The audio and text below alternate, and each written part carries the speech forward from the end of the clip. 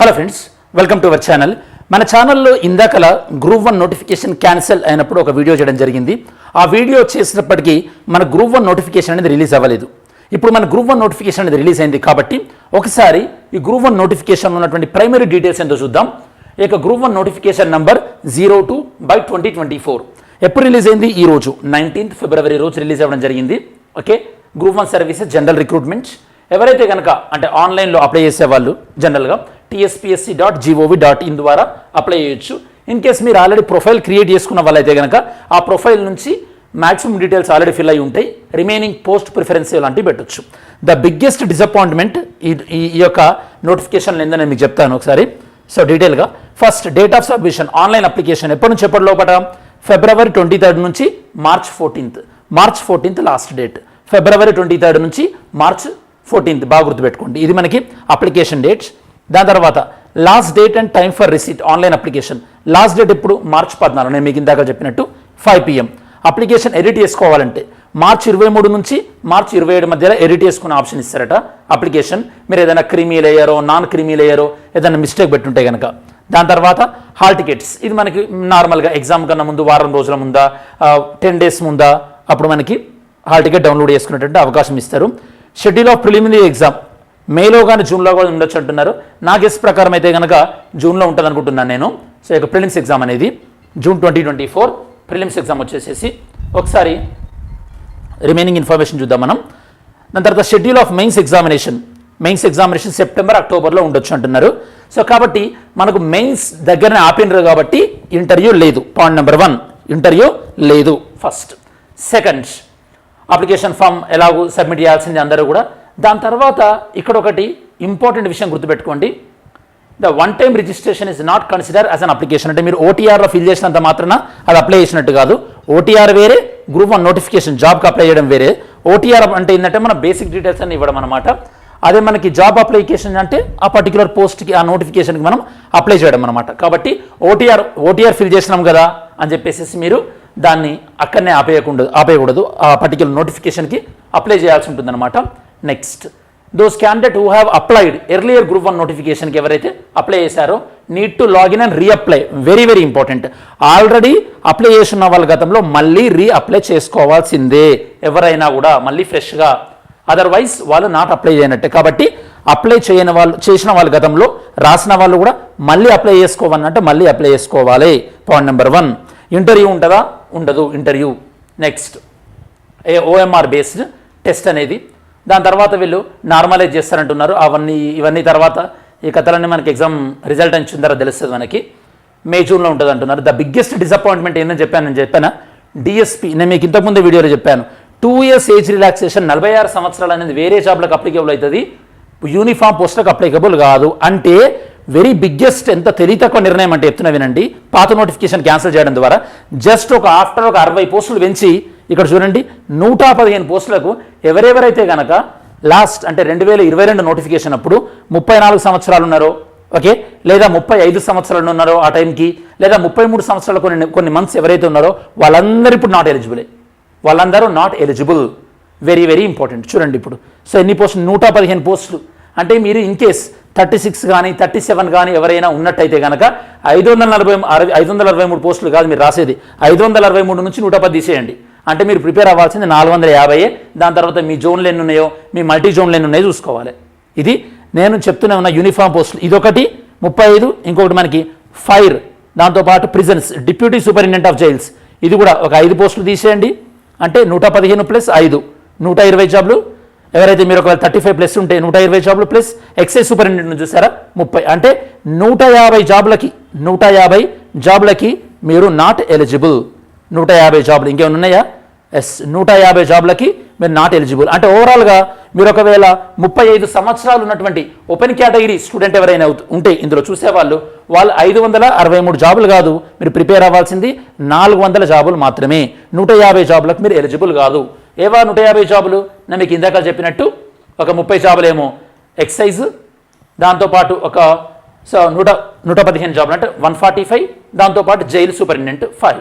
ఇంకా ఇందులో మీకు ఫారెస్ట్ లేవు. ఒకవేళ ఫారెస్ట్ పడి ఉంటే అది కూడా ఎగిరిపోయేది మీకు. అంటే ఇప్పుడు లాస్ట్ నోటిఫికేషన్ కొనసాగించకపోవడం వల్ల వచ్చినటువంటి పెద్ద అనర్థం ఏంటంటే లాస్ట్ టైం ఎవరెవరైతే కనుక 35+ ఉండేవాళ్ళు 35 ఉన్నారో లాస్ట్ టైం, లేదా 34 ఉన్నారో, వాళ్ళ బీసీ కానివ్వండి, ఎస్సీ కానివ్వండి, ఎస్టీ కానివ్వండి, ఎవరైనా సరే వాళ్ళందరూ కూడా ఇప్పుడు నాట్ ఎలిజిబుల్. అంటే ఎఫెక్టివ్గా వాళ్ళందరికీ కూడా ఇప్పుడు ఉండే పోస్టులు ఎంత, 410 పోస్టులు మాత్రమే. ఇక మీరు మల్టీ జోన్లు కానీ డివైడ్ చేసుకోండి ఇప్పుడు. ఓకే, ఇది నేను మీకు ఇంతకుముందు వీడియోలో చెప్పింది అదే. యూనిఫామ్ పోస్టులు అయినటువంటి పోలీస్, ప్రిజన్స్, ఎక్సైజ్, దాంతోపాటు ఫైర్ అండ్ ఫారెస్ట్, ఇవి యూనిఫామ్ సర్వీసులు. వీటికి ఏజ్ రిలాక్సేషన్ ఇస్తున్నామని గవర్నమెంట్ చెప్పలేదు. మళ్ళీ ఇప్పుడు చాలామంది పోయి మాకు ఇది ఏజ్ రిలాక్సేషన్ కావాలంటే మళ్ళీ ఇప్పుడు వాళ్ళ ప్రభుత్వం ఏమన్నా సరే మీకు కూడా ఇస్తామని చెప్పేసి మళ్ళీ ఒక 2 years ఏమైనా ఇచ్చేటటువంటి ప్రపోజల్ ఉంటుంది. అది ప్రెషర్ పెట్టిన దాన్ని బట్టి, అడిగిన దాన్ని బట్టి ఉంటుంది ఎవరెవరైతే కనుక లాస్ అవుతున్నారు. ఇది అట్టర్లీ నాన్ సెన్స్ డిసిషన్ అని చెప్పొచ్చు. ఇన్ కేసు మరి మీ ఒపీనియన్ ఉందో చెప్పండి. ఓకే, మీరు అప్పుడున్న వాళ్ళకి ఏజ్ అయిపోయింది, మరి వాళ్ళకు ఎలిజిబుల్ ఇవ్వాలా లేదా, సో ఇప్పుడు ఇచ్చిందే కరెక్ట్ అనుకుంటున్నారా, మీ ఒపీనియన్ ఉందో చెప్పండి. ఎందుకంటే ఎగ్జామ్ రాస్తున్న వాళ్ళు మీరు అందరు కాబట్టి, so you have to tell that opinion. So remaining అన్ని కూడా మనకి మల్టీ జోన్ వైజ్ ఇవన్నీ వీళ్ళు ఇందులో క్లియర్గా ఇచ్చారు. ఎలిజిబిలిటీ క్రైటీరియా, ఎడ్యుకేషన్ క్రైటీరియా చూడండి. A candidate should possess prescribed academic qualification as on the date 1920, అంటే ఈరోజు అకాడమిక్ క్వాలిఫికేషన్స్ అంటే ఆ పర్టికులర్ దేనికైతే ఉన్నా, అంటే ఇప్పుడు ఫైనల్ ఇయర్ ఉన్న వాళ్ళు not eligible again.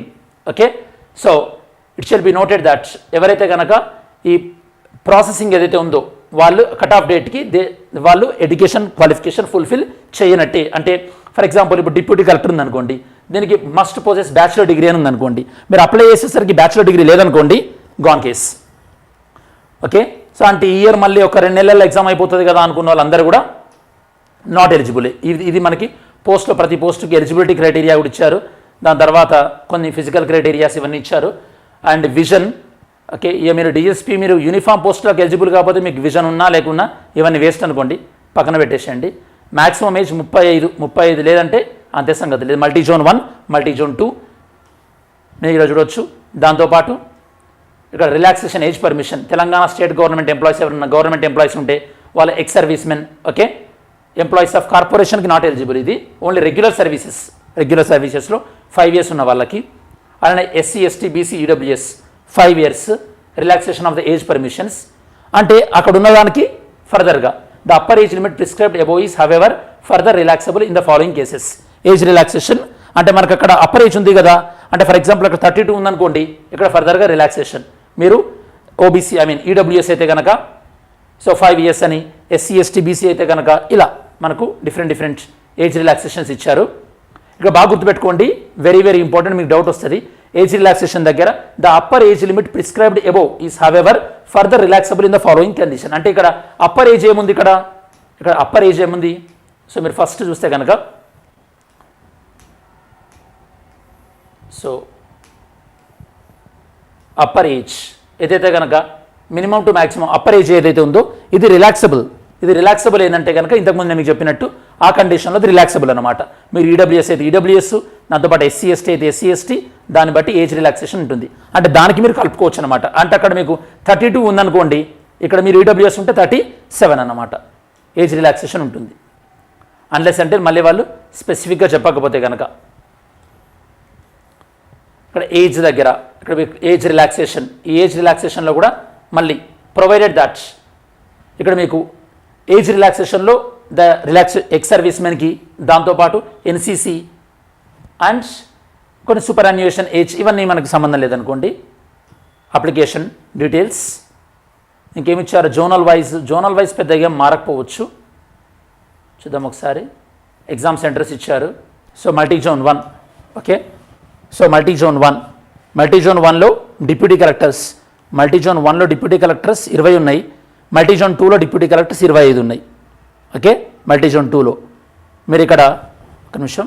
So multi zone 1 ఓసీలకు 6 ఉన్నాయి మనకి డిప్యూటీ కలెక్టర్స్. అలానే మల్టీ జోన్ 2లోనేమో ఓసీలకు 8 ఉన్నాయి. ఓవరాల్ చూస్తే కనుక మనకి ఒక 20, ఒక 25 ఉంది మనకి. పిహెచ్ వాళ్ళకి సపరేట్ కాలం ఉంటుంది, ఎక్స్ సర్వీస్ మెన్ స్పోర్ట్స్ కాలం సపరేట్ ఉంటుంది. ఉమెన్ మనకి వర్టికల్ రిజర్వేషన్ లేదు, హారిజాంటల్ రిజర్వేషన్ తీసుకొచ్చారు కాబట్టి ఫర్దర్గా అని. మనకి డిఎస్పీలు మల్టీ జోన్ 1లో ఓవరాల్గా 52 ఉన్నాయి, మల్టీ జోన్ 2లో 63 ఉన్నాయి. మీరు మీ రిజర్వేషన్ కేటగిరీ మాత్రమే చెక్ చేసుకోవాల్సి ఉంటుంది, అన్నీ కాదు, ఎందుకంటే మనకి డిఫరెంట్ కేటగిరీస్లో డిఫరెంట్ ఉన్నాయి మనకి. సో డీటెయిల్ నోటిఫికేషన్ నేను మీకు ఇప్పుడు వీడియో డిస్క్రిప్షన్లో డీటెయిల్ నోటిఫికేషన్ ఇంక్లూడ్ చేస్తాను. ఆ డీటెయిల్ నోటిఫికేషన్లోకి మీరు వెళ్ళి చూడొచ్చు.